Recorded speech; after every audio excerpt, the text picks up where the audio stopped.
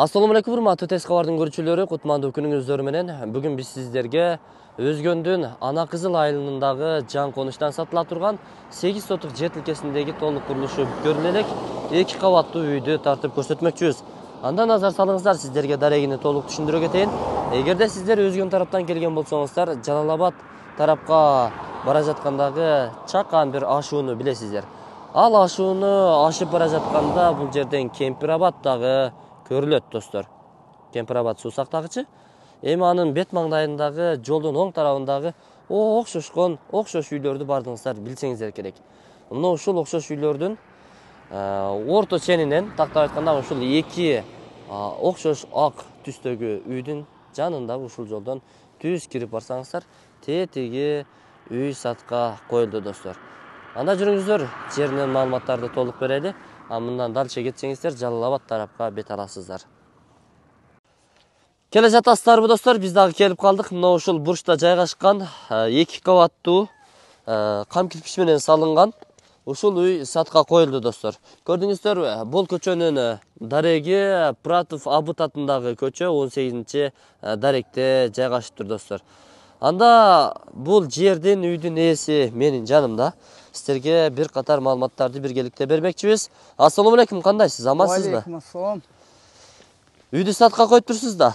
Койдук үйдү сатка. Бул канча сотук жер тилкесинде жайгашкан? Жер тилкеси 8 сотук. 8 сотук. Стандарт 20га 40бы? 20га 40. 20га 40. Бул жагы мына ушул кошунанын тартып койгон зымсеткасынын бурчунаныкі, да? Ооба. Мына ушул чоң стойкадан бул жагы столбага чейин келет окшойт. Мына көчө тарабындагы көрсөтүп коеюн достор. Жакшы. Андан ары бул жол барат экен дагы, бул жакта тетиги асфальт жолго түшүп кетет экен. Бул жагына назар салсаңыздар, тетигинде мектеп бар экен, Мектеп бар, ошо жакын 2 этаж мектеп. Залы менен бүткөн. Залы менен бүтүптүр. Жакшы, анын жанында мечит дагы бар экен. Мечит. Бул жак бетинде мечит дагы бар. Бул жагында мечит бар экен. Жакшы. Анда үйүңүз менен бир катар таанышып чыгалы. Бул подвал дагы барбы? Ошо бир комнатага койгонбуз подвал. Бул жагы. Жакшы. Көрдүңүздөрбү? Үйдү дагы бир айландырып көрсөтүп коеюн достор. Бул асты тарабынан көрүнүшү. Кошумча курулуштарды курам дей турган болсоңуздар, бул жакта места кеңир экен. Тапчан, сарай, очоккана, баня курганга дагы кеңири месталар каралыптыр. Мына ушундай Шесигран проектисинде чыгарылган 2 кабаттуу түнүкөй шипир менен жабылыптыр, Ооба. Чоний патолог болгонбу, боло элекпи? Жок, боло элек. Боло элек экен. Негизи үйдүн узун турасы канча? Узун турасы 10го 7,20. 10го 7,20. Жакшы, мына Шесигранды кошуп эсептегендеби? Бул жагында. Жок, өзү Шесигран. Өзү. Шесигран дагы бир 2,5 метрде чийип калат достор. Ошондо бир 9,5га жакындап калат экен. 10го 9,5, 10го 7,20. Шесигранды кошуп эсептегенде. Ошондой болуп калат. Кана жүрүңүздөрчү. Мына главный эшикти жаап коюпсуздар. Аны жаап койгонмун мен өзүм. Анда уруксатыңыз менен бул айнектен кирелеми? Кана бисмилла. Жакшы, биз башынан баштайлы, бул кире бериш жеринен, ушул жерден кирет экенсиздер достор. Лестница ушул жерден чыгат. Ушул жерден болот. Аварий болуп туруп, мына ушул 2-чи кабатка чыгып кетет экенсиздер. Жакшы, бул жактан 2 чоң терезелери, орнуктары каралган. Андан бул жагына кирсеңиздер эле, бул жак холл болуп калат окшойт. Холл. Холлдо дагы 2 терезеси, орнуктары каралган. Бул жакта болсо дагы 2 бөлмөгө кирип кетет экенсиздер. Оң тарапка бурулсаңыздар, биз кирген чакан ошол 3-чү бөлмөгө кирип барабыз достор. Бул жагы ошондо кандай бөлмө болуп калды? Бул жагы 3гө 3,60. Кандай бөлмө? Ошо спальня. Биринчи кабаттагы спальня, Бул жагы зал окшойт. Бул жагы чоңдугуна караганда. Зал. Зал. Анын узун турасын билесизби? Билем. Канча? 5,30га 3. 5,30га 3 экен. Бул дагы ошол кичи бир кухня кыла турган үй экен, бөлмө. Канча? 3.30'ga 3 da bulda. Кыскасын Ушундан айтканда экөө. 3'кө 3 жарым экен достор. Караңыздар, 2 терезеси орындуктары каралган. Бул күн чыгыш тарапты, бул түштүк тарапты карап турат. Эртеден кечке чейин күн тиет достор. Жакшы. Эми биз мына шатыны коюп коюп турсуздар. Шаты аркылуу чыгып биз экинчи кабаттан дагы пландарын көрсөтөлү. Жүрүңүздөр. Экинчи кабаттары өзү негизи спальня болот, Жүрүңүздөр, биз экинчи кабатка чыгып алалы.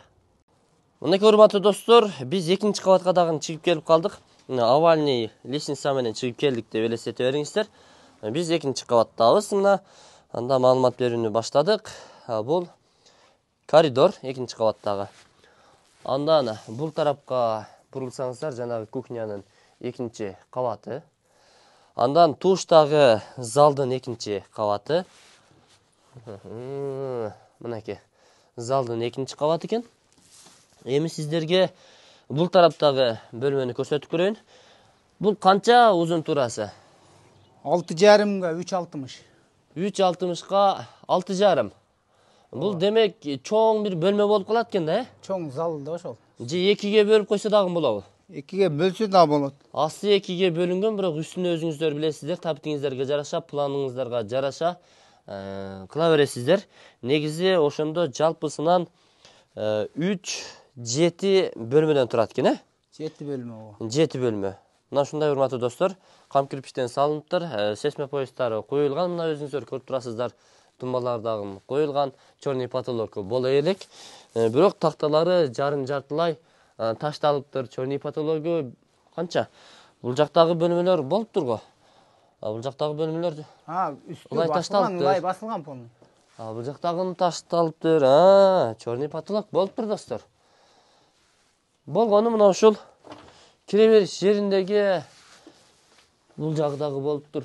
Мына ушул жери гана калыптыр. Эми бул дагы бир план менен калган экен.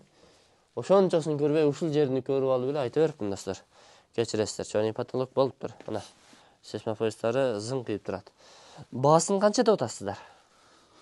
Ошо 2,5 кем бар деп атабыз, 2,5 миллион.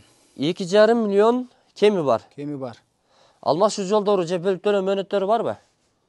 Эми сүйлөшөбүз. Варианттар. Варианттар. Сүйлөшө береткенсиздер достор. Биз бардык маалыматтарды бергенге аракет кылдык.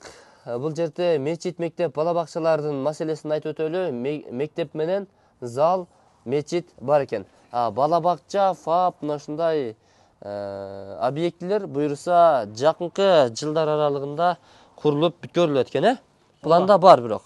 Бар. Жакшы. 2,5 миллион сомго бааланды. Бул жагы Ош Бишкек жолу. Десек дагы жаңылышпайбыз. Ош Жалал-Абад. Негизги трасса. Көрдүңүздөрбү?